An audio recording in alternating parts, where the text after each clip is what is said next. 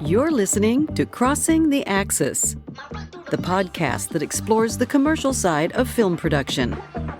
With your host, James Keblas.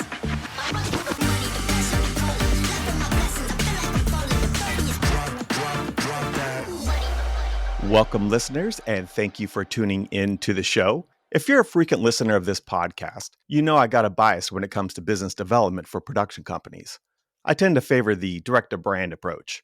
Primarily, that's because it's the space I know best and where I've had the most success, building a book of clients without the agency layers. That said, I've done enough work with agencies to know that the right collaboration can be just as fantastic, sometimes even more so. That's because agencies take on that heavy lift of strategy and creative development, selling bold ideas through to clients, which is really hard to do.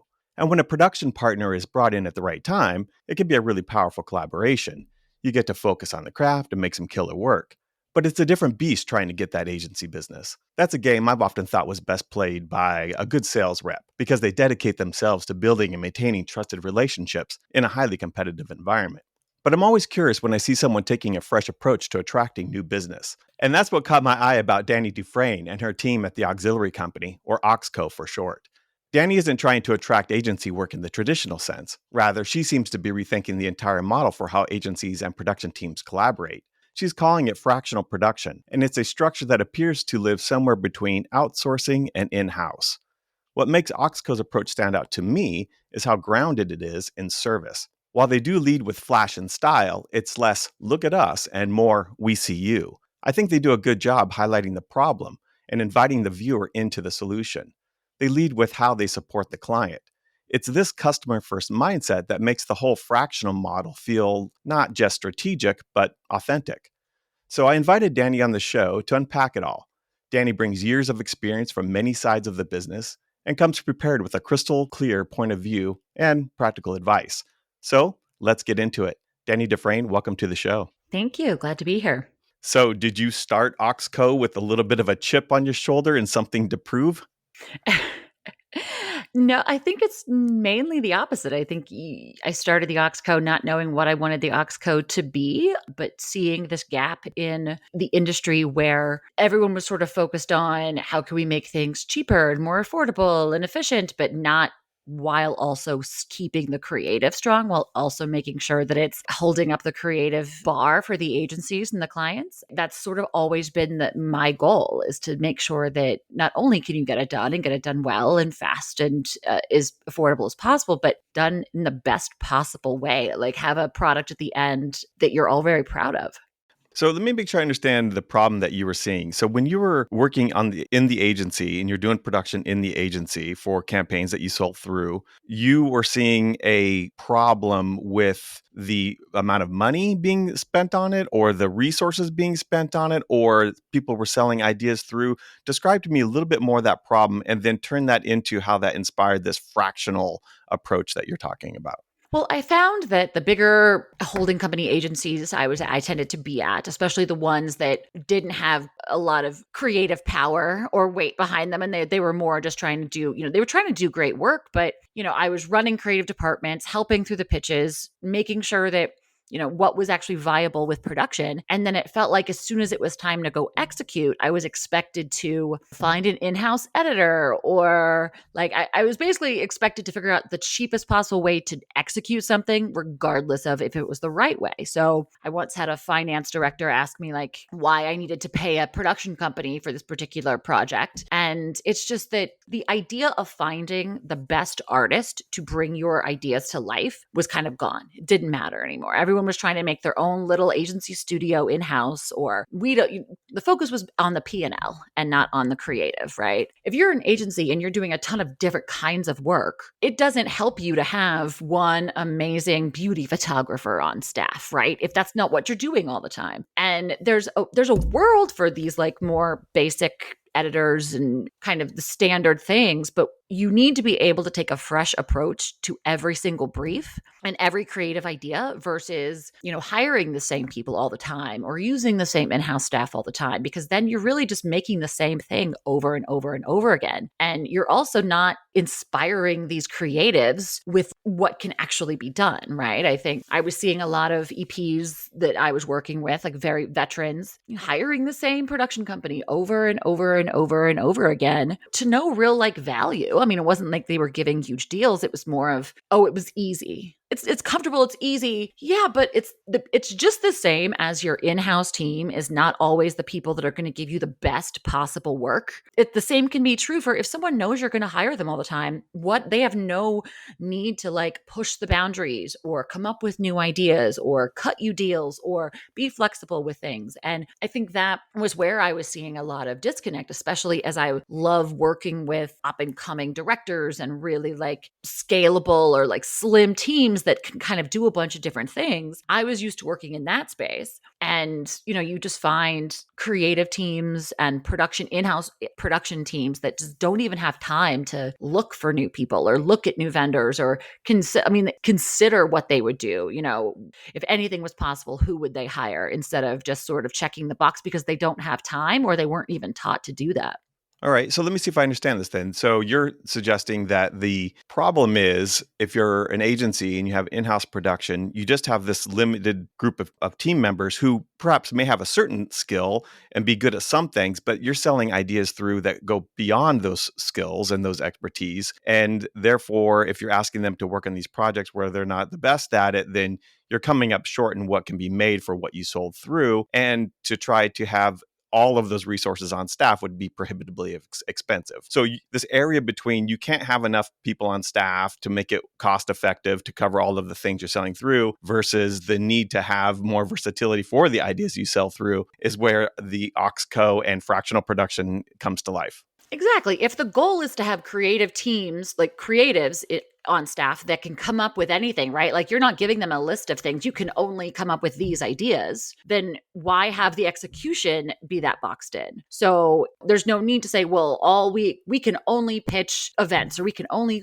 pitch stuff that's an animation, whatever it is. You wouldn't do that. That's a different service. That's basically saying, I'm a production company of XYZ, which let the production companies do that. That's why these people have these particular niches. But they were seeing as the budgets were shrinking and these bigger holding companies were needing to still charge 40% overhead. In their mind, having those people in staff was a solution to them. But you can't have a low-cost junior editor that you're going to want to do all of your work across the board. They're just not going to have that skill set. And I think not thinking about everything just sitting on the P&L, but finding ways to keep overhead low and have the resources that you need at the same time on demand is really where I was trying to find a fit.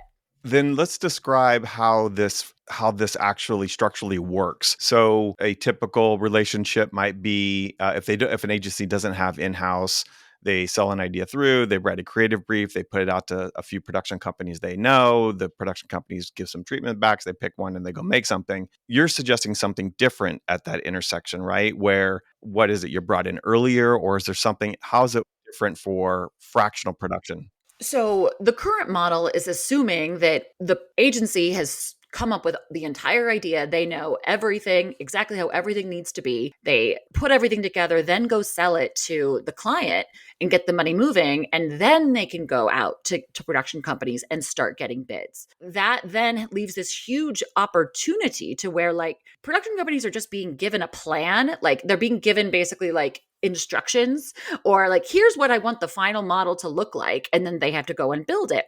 By that point, there's very little change that can be made. If there's certain parts of the production that the agency didn't really have enough expertise in, right? There's not a lot of places you can streamline and go back and reassemble the plan to try to make it more efficient based on the budget or whatever. And there's this just an opportunity missed for really thinking about, is XY the best way to execute this, right? So I think I want this to be a video, so I'm going to ideate it as a commercial and I'm going to go and hire commercial production companies. But if there was production expertise earlier on, flushing out the idea, making sure that it actually makes made sense for that medium, or was there more things that could be done, or a different approach based on the timeline or budget, that is when the impact can be made. But too many agencies don't have that expertise in-house. Or if they do, maybe it's expertise on one particular thing, or they have one very, very overstretched producer who's like an EP doing everything that they shouldn't be doing. And then, they're kind of looking for answers from a production company that they then hire. And the production company is like, you're supposed to already know these things.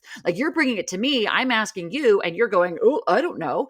And in this way that I was seeing the disconnect where the expectations and assumptions that agencies make about production companies and vice versa, it was just this gap of information, but also opportunity. So what my team is able to do is we embed with smaller agencies that either don't have any in-house production expertise, or maybe they have, staff that's just pretty overloaded, or junior staff. And we help them during the pitch process, during the creative development process. What's something going to cost? Is this the best way to do this? Could you take this and make an event and a video and this? Like, what else could we be doing? Because whereas a production company specializes in the one thing that they do well, one style of thing that they do, agency EPs like myself and agency producers we've produced everything. We know how to make anything. So it's kind of more of just widening your plane of view a little bit more so that they know what's actually on the table, because sometimes they just get used to pitching the same stuff and they don't have that support, earlier on. So we come on earlier to help sort of flush all that out. Because we'll be brought in once like creative's been sort of done, but the clients that end up working with us the longest and kind of get it, there's a trust built there that they know if they bring us in, we're not just saying, okay, you said you want one shoot day, it's one shoot day. No, we go back and we look at the brief. We go back and we look at the idea. We look at actually what you're trying to achieve, and we replan everything. We question everything and rebuild it up, because the way that a creative director or someone might think they should approach it may not be the best way to actually do it. You're trying to figure out either how to stress test some ideas to see if they work, or plus up ideas, or think about how the client's goals match with the execution of the creative, if that's even possible. Will it land? Are you thinking about media buy? Are you thinking about, well, hey, this is a social first campaign, so why are we doing it this way? Social first needs to go this way. It's a very different animal. So it's everything from, everything that a great agency EP and a great agency production department can do for an agency, we really provide. So it's consulting during the pitch. It's helping to educate more junior ad teams and creative teams about, okay, yeah, you have this idea, but I'm going to poke some holes in it so that you realize it's not going to appear on screen the way that you think it will. And really trying to just shake the tree as hard as possible so that by the time we are going out and finding the best teams to execute it, we have come up with every single solution to every possible problem.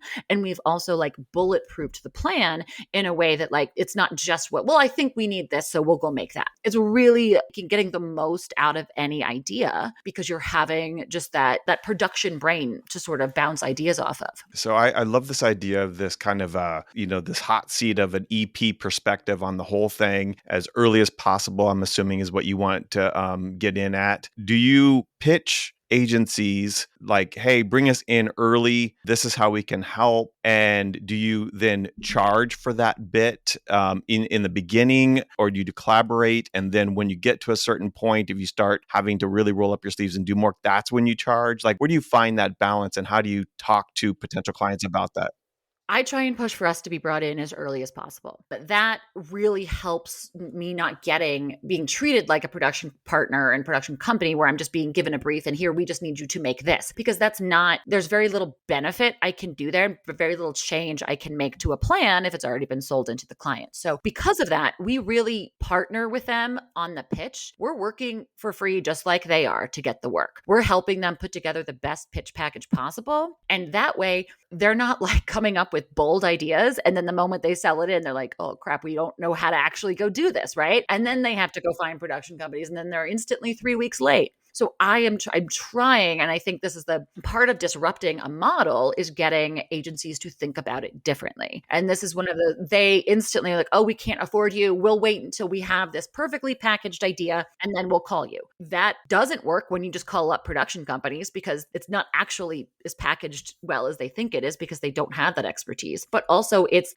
the opportunity to like bring new ideas forward. And a lot of times that's how we are able to work. We partner during pitches and then we help sell it through and then we'll help scale the entire operation. We do a lot of creative operations if we need to bring in additional creative teams. And then we bring in all the right partners that are very specific to that brief. I like to say that we start at a complete empty board, a white page with every brief. And we think of new people, new ways to do it. What are people doing right now? It's not really this stamp, pre-molded approach that a lot of places take. I see the opportunity to sell into clients here. It seems really smart to me. I see the need. I see agencies that have this need and they really could use that production executive producer support from the very beginning. I think it serves their clients really well. I think it serves them well. And I can see how you could talk to them about why they need to bring you in on this. I think it's compelling. Do you ever do things like, do you have case studies of before and after, not of the entire campaign, but of the before and after of the intake brief, right? This is how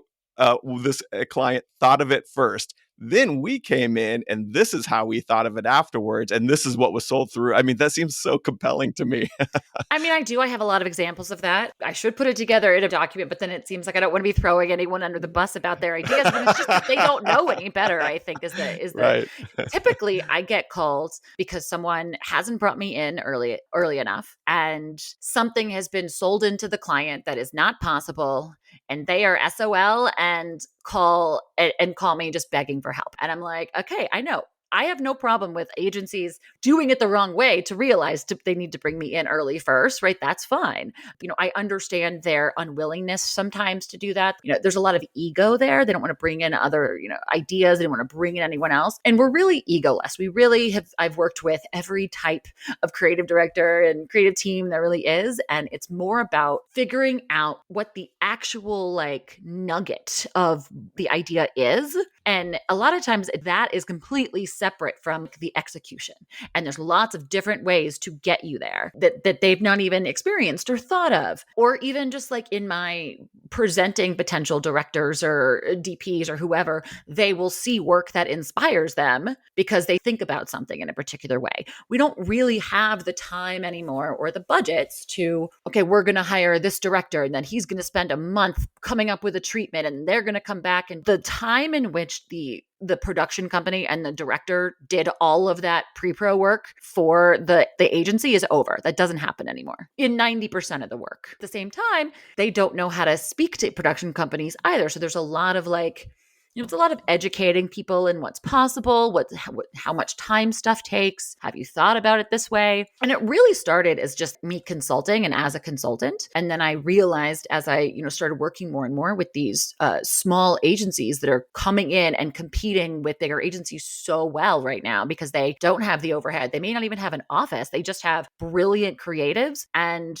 they can pitch amazing work because it's not going to cost the client 50% more to take that risk. So I love empowering those teams with the knowledge they need or with the resourcing that they need, because I think that's where the best work is being done right now.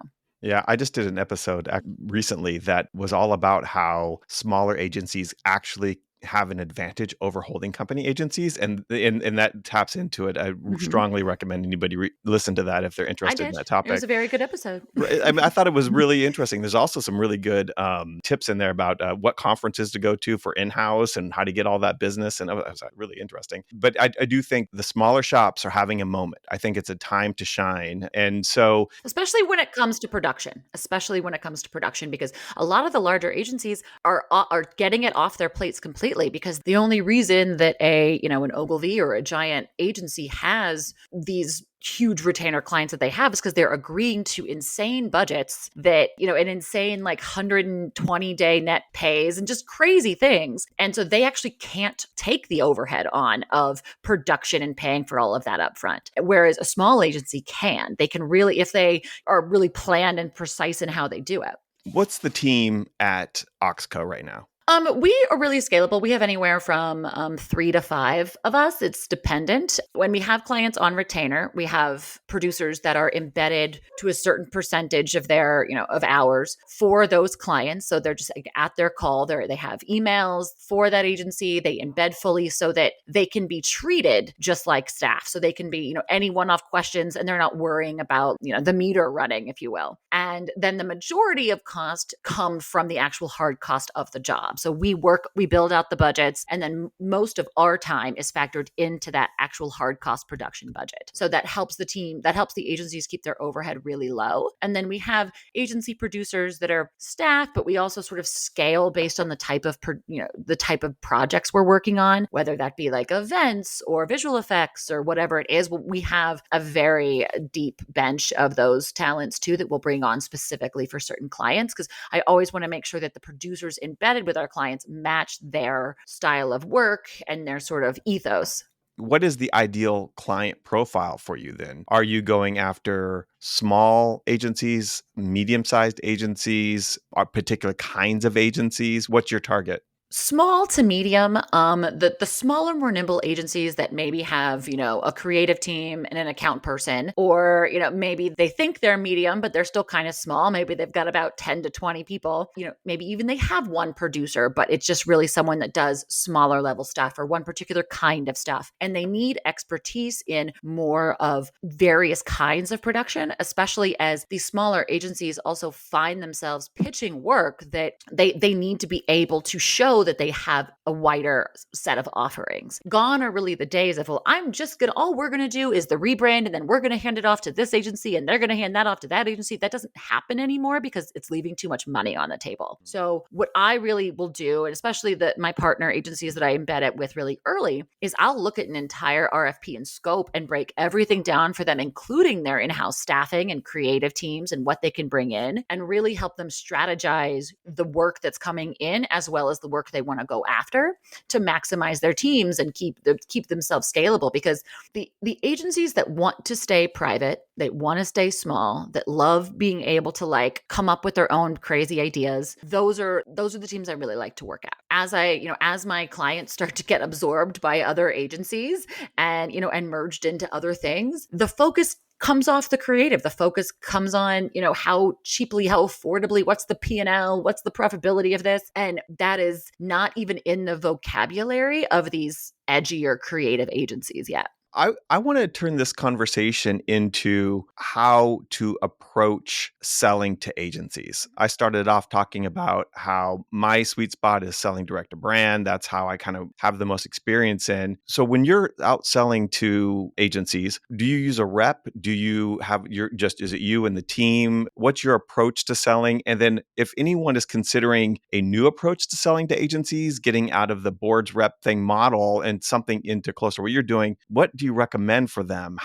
What's different than how it used to be, perhaps? Well, I will preface by saying, obviously, we are not a production company. That's the other different thing about the Aux Co. We are more of a agency team than a production company. We're bringing on the expert production companies. I love them. I'm bringing them on. I'm bringing on the right partners, the right production companies, event companies, whoever it is, to execute something. But I also worked on the production company side and post side for quite a while. And I have such a heart for these companies. I've worked at so many different kinds.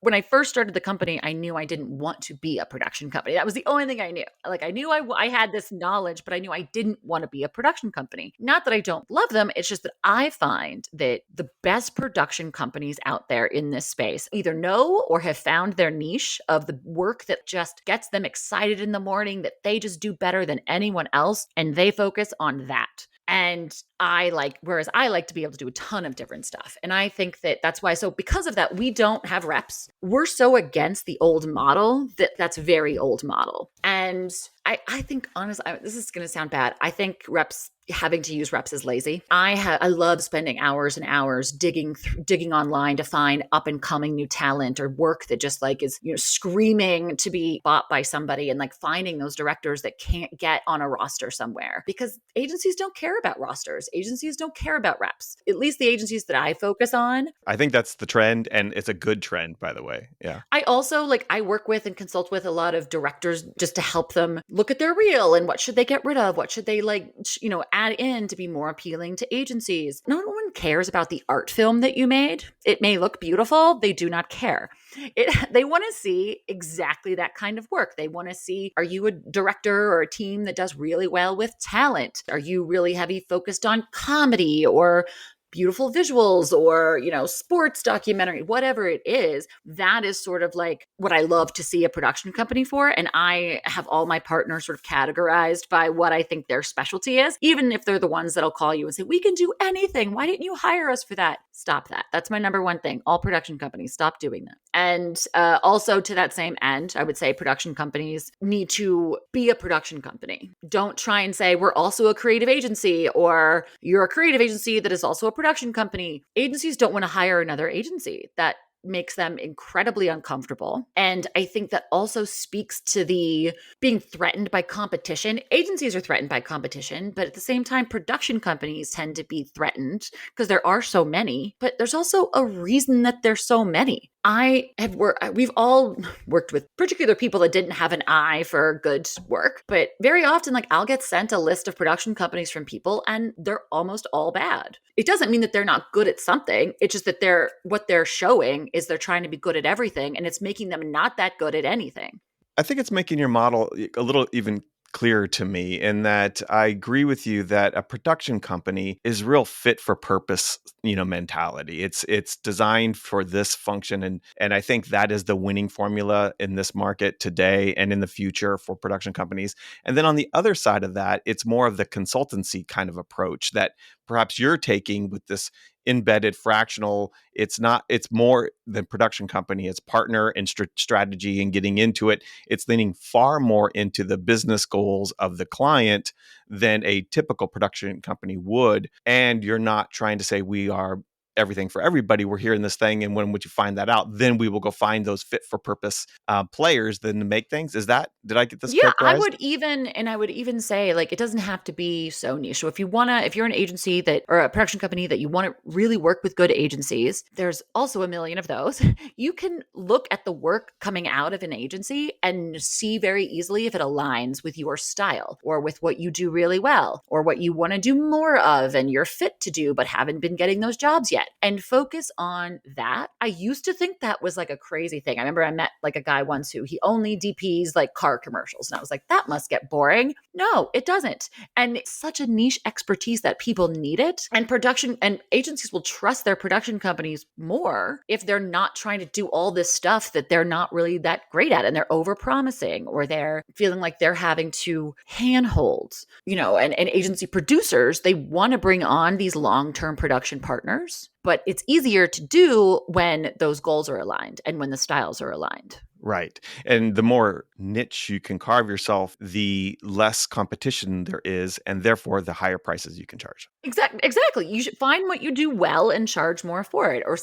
And that is, I think, the ideal goal. And you can also be having that same approach with brands. If the kind of work that you do is more direct to brand specific because it's more corporate style or whatever, then hone in on exactly that offering and package. And I would say that to agencies, they want to see that you do that exact type thing of creative and that you do beautiful work and that they can trust you. Brands want to just kind of know how much it costs and how fast it is. So it's that's where you're looking at more of your packages for smaller production companies that are doing a lot of little things. And agencies, I think the more embedded aligned in styles that you can be with your agency clients, the earlier they're going to bring you in. They're going to think of you while they're pitching an idea because they're going to say, oh yeah, so they can do this. And then that's going to come naturally versus forcing it to just say, oh, we can do anything you need. And then they don't really find a place for you in their minds. And so with you, and when you're out looking for new business and marketing yourself and following up and making relationships and all that, where do you get the most reception from? Is it from an ECD type of person, a creative type? Is it from a producer type of person that might be there? Or who's your audience where you get the most attention from? It tends to be accounts. Account wants things to move faster. Accounts wants things to move. They want to have things within budget. Either accounts is tired of their in-house production teams taking too long or saying no or having limited information, or they are annoyed at their creatives pitching such big ideas that they have no idea how they're going to do it. A lot of times in this industry, you have older, creative directors, vets that have like their productions companies that they'll just hire again and again still until something gets screwed up or until they need something new. And so I try to really present it as, how are we creating a full campaign with a bunch of different assets affordably, instead of just thinking about this in like one little box thing that they may be like presenting to you in the pitch. Then what ends up happening is, because of how well I work with creatives and my team, we're all agency, like creative and production teams, the creatives end up really loving us because we don't say no. We're not constantly like just, no, you can't, no, you can't, no, you can't. Whereas we're like educating them in how to make their idea better, or giving them like great talent that's going to execute it for them. And they trust us. Whereas I think a lot of times when a creative team, like when the production team has to bring in like a hone or a production consultant that's more money and operations based and not creative, then their idea ends up flushing down the toilet. Or they bring on a production company and that team has made a ton of assumptions because they don't speak the same language that the agency speaks. Or you have a junior creative team that isn't used to having to like be super clear in what you need and want and what the vision in your head is. And I think that's where, you have that disconnect, and being able to like make sure that everyone knows what the goal is. No one starts with a blank slate in our heads. Whenever someone's describing something to us, our brain just automatically, to make things faster, starts from a different place. And all of us have completely different starting points. So this idea that this game of telephone, from the agency to the client and the agency back to the production company and the production company to all of the people that they have to hire, stuff's going to get messed up if you're not super clear in what the vision is. And I think that is what's changed so much, is that the production company used to own 100% of that vision, and they just can't anymore because of how quick things are moving and how much brands need to sign off on stuff before they'll even like get it to there. So I like to tell production companies that, again, just focus on what you're really, really good at. Be that partner that they know. But also, like, I don't think production companies need to have rosters anymore. I don't think they need to. I mean, they can. If they do, they need to all kind of be very strong. One thing that I see a huge lack of for production companies out there are women. I see very few female directors being pushed, very, very few. I have a project right now that I'm trying to find an entire female crew for. And this should not be as hard as it is. And finding like those sort of niche markets for stuff, like making sure that I'll very often be like, okay, I need a female comedy director who also does choreography. Boom. And then I have, spent years crafting this very intricate spreadsheet. But a lot of people, I think a lot of production companies don't necessarily they're not constantly on the eye for new talent. They're not constantly like going to the well and thinking digital first, social first. If people are out there making this and this really neat stuff, and the brand can just hire the creator directly, why are they hiring you? So think more of like, what kind of creators can we bring to the table that isn't just a typical director or DP? Like, I think outside of that box a little bit, and there's a lot of opportunity there as well. I think those are really good pieces of advice. You mentioned spreadsheets, which I'm I'm a sucker for a conversation around useful tools in the tech stack. I'm so curious. Do you have any tools that you recommend production companies embrace, or tactics with tech stacks that you do really well? So many tech stacks. There's no longer this world where production companies live in like, we all do this AICP budget and you need a 20-page budget for stuff, right? Like, that is gone. A lot of times they're very small things, or they're always different, and they're not, you're not just needing to repeat them. So I, for years, was trying to find a good software. And recently a friend of mine actually he's made one that is really, really good that I'm a huge fan of, called Producer AI, and people are happy to email me about it. And I'll send them a little intro. But I've been using that for a lot of my estimating and like building out. But I don't know that the tech stack matters as much as making sure that what you're using works with anything.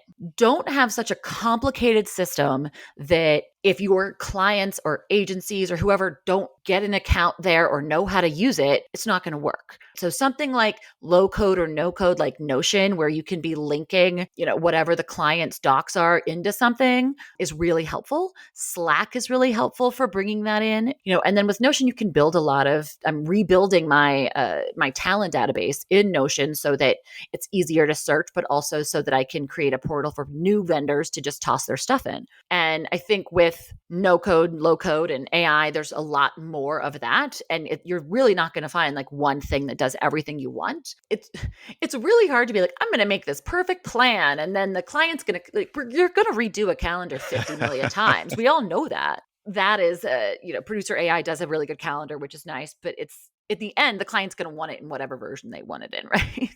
Well, can you do the date? I need the dates in a list that I can copy and paste and put into a deck. The producer AI sounds really interesting. I'm going to have to check this out. I always love to see what kind of new tools are online. It's very cool. It also has like once you're using it and you have all of your crew in it, you can literally like look at a map and see all your particular crew in certain areas, and they're all connected to projects. And it also has for production companies, it also has an app where your vendors your team and crew can invoice you through it. So it's really streamlined more for like in-house production companies, but I've also been working with them to help them like get it a little bit more aligned for in-house agencies as well. So you've done this great job of framing a problem, identifying like a target to go after where they know the problem from in the inside, and some kind of tools to be organized on this. I want to end this with the conversation around how you present yourself, how you go about attracting people who need you. And so what I really liked about your website and the video that's on your website, I don't want to call it a reel because it's not, it's really an ad. I loved it. I thought it was really like everything is in message to me about you're just so focused on this client first, that was my impression of it. And you have a strong point of view. What advice do you give production companies or a new maybe hybrid model that wants to go this approach for presenting themselves to attract people who need them? If you've been out there for a while and you find that you keep getting like the wrong type of clients, or, they're too small, or it's an off market, or it's just not quite aligning with your goals, then there's probably a good chance that you've been casting way too wide of a net and you're just trying to get anything to where maybe SEO is pulling you into people's browsers and they're emailing you, but it's not the right type of people. The right type of people aren't searching like that for you. They are wanting to be targeted, or they're being caught more about how something looks or feels or sounds. So once you have kind of figured out what your ideal client is and like very specific, the kind of work they do, the types of clients they have, present yourself as though you are them, basically. Like, not obviously saying that you're an agency, but look at the kinds of clients, the kinds of agencies that you want to work with or brands you want to work with. How are they presenting themselves? What do their websites have on it? What's the style? How are they edgy, or are they pretty like buttoned up? No one's reading all of these long emails that you're sending, or these super, detailed websites that have way too much wording. They're looking at it and it's a vibe. And I know that sounds weird, but it's like you kind of just present yourself with a very similar vibe aligned to those clients, and in your presentation, and then also like in how you email and contact them. Very like, hey, I love this ad you did for Bud Light. We do a ton of very similar blank, blank, blank work. And those blanks should be descriptions of very similar ways that the agency describes themselves. And let's like talk, or let's get up. I also think that like for bigger agencies that don't have a lot of time to find new vendors, I used to do a lot of luncheons, breakfast, try to get in front of their creative team. Try to have meetings where there's food and all you're doing is presenting your work to the creatives, because the creatives get inspired, and the creatives in the end have way more say over who's going to get hired than anybody else. Yeah, that's always kind of the important thing to do. I hit a lot of people up on LinkedIn. I go to a lot of events. I think people always know when they're being sold. And there's this level of like desperation that comes into, I can do anything you need, that like instantly is off-putting. Think of it more of like a dating app than like selling yourself. It's more of like, I know that I'm this really cool person and you should think I'm cool too.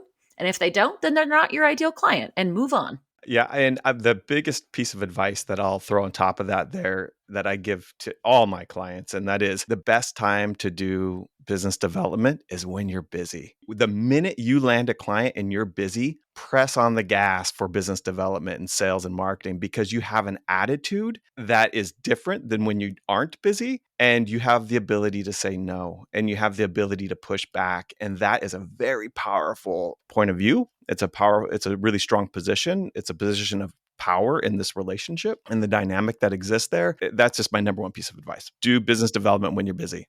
And see the problems that your ongoing clients are having and help try to build self-sustaining solutions on your team for them. They are always going to need case study editors or reel editors or those things. And if you have people that are really good at that, then those are things that you can be selling on a more ongoing basis and like kind of be in touch with their business development team, and you know what's coming in the pipe too. I mean, I think sales is always hard. I'm the worst at that too. I would also say to that point, don't be afraid to get rid of bad clients. It doesn't matter how much money they're bringing in sometimes. If they are taking up so much of your time that you can't do anything else, or they are just making everyone miserable, like it's not worth it. Sound advice. When I first discovered your company and talked to you, I was impressed. This conversation you've delivered on even more than I hoped for. You've given so many practical pieces of advice. I think you found a really unique niche. You present yourself really well as a person who just loves business development. You're just nailing it. I love it. So thank you for that. Is there any other final advice, how people should present themselves to agencies, or how do people present themselves to you, as you seem to be in the position of hiring? What's the best way to reach out to you? Well, people can reach out to us at theaux.co is our website, and they can email me at Dani@theauxco.co, or find me on LinkedIn, Dani Dufresne, and I'm happy to answer any questions or even take a look at your reel or website and help you tweak messaging if you need to. It's really just about being yourself, and when you're being yourself to the people that have that same style that you want to be working with, then that gets appreciated much more. So I think that is what helps you in like narrowing down who you really want your clients to be. But I have a heart for production companies. I love them so much, and I love hiring good people. I think there's so much business and talent out there that there's no excuse to like be worried about getting enough work. This has been a fantastic conversation. What started out as like this operational idea ended up being almost a client-side perspective. So thank you for that. And Dani Dufresne, I appreciate you being on the show. Thank you very much. Thank you. Thank you for listening to Crossing the Axis with James Keblas. If you're interested in joining the conversation or have a topic you'd like covered, please drop a note at keblas.com. That's Keblas.com.